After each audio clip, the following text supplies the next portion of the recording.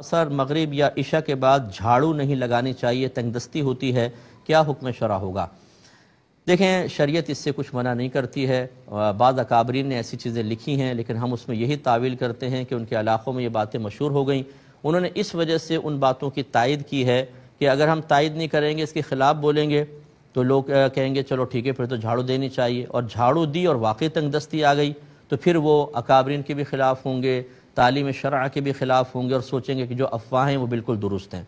ऐसे लोगों के ईमान बचाने के लिए, जिनको ज़ईफ़ुल एतिक़ाद कहना बिल्कुल ठीक होगा, अकाबरीन ने बाज़ ने इस तरह की चीज़ें लिखी हैं। लेकिन सही है, मेरे आका सल्लल्लाहु अलैहि वसल्लम ने इरशाद फरमाया कि इज़ा ततय्यरता फमदी, जब तुम किसी शय से बदशुगूनी लेने लगो तो उस काम को कर गुज़रो। यानी दिल अगर बदशुगूनी ले रहा है, उस काम को कर गुज़रो, क्योंकि बदशुगूनी हमारे मज़हब इस्लाम में कोई चीज़ नहीं है। मैं अक्सर समझाता हूँ, बाहर के मुल्कों में रात में सफाई होती है।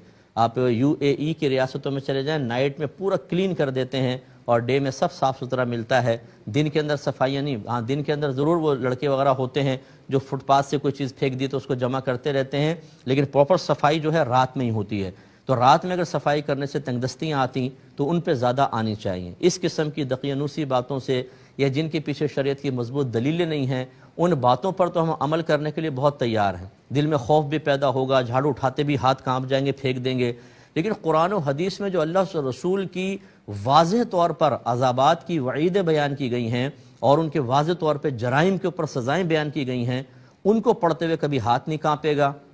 उसकी वजह से हमारा तर्ज अमल चेंज नहीं होगा। इसका मतलब है कि हमारे दिल बीमार हैं, कि अफवाहों के असर तो कबूल कर रहे हैं, कुरान और हदीस के असर कबूल करके न हराम छोड़ रहे हैं, न बेअमली छोड़ रहे हैं, न नमाज़ों के पाबंद हो रहे हैं।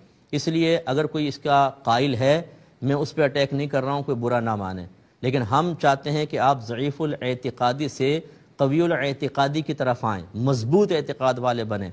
झाड़ू रोज़ी नहीं देती है, ना झाड़ू रोज़ी रोक सकती है। मेरा रब रोज़ी देने वाला है और मेरा रब चाहे तो रोज़ी रुकती है। इसलिए नाइट में झाड़ू देने में शरन कोई हरज नहीं है। बल्कि अगर मेहमान आ गए, घर सारा गंदा पड़ा हुआ है, इसका मतलब ऐसे ही पड़े रहने दो, सुबह सफाई करें, पूरी गंदगी ऐसे रहने दें। बेहतर है रात में सफाई करें, अपने घर को साफ़ सुथरा रखें, इसमें शरन कोई हरज नहीं है। बहरहाल जो इसी का कायल है वो इसी पर कायम रहना चाहता है कि झाड़ू रात में नहीं देंगे तंगदस्ती आएगी, तो फिर भाई और बहुत सारे ज़राए भी हैं जिनसे तंगदस्ती आ रही है।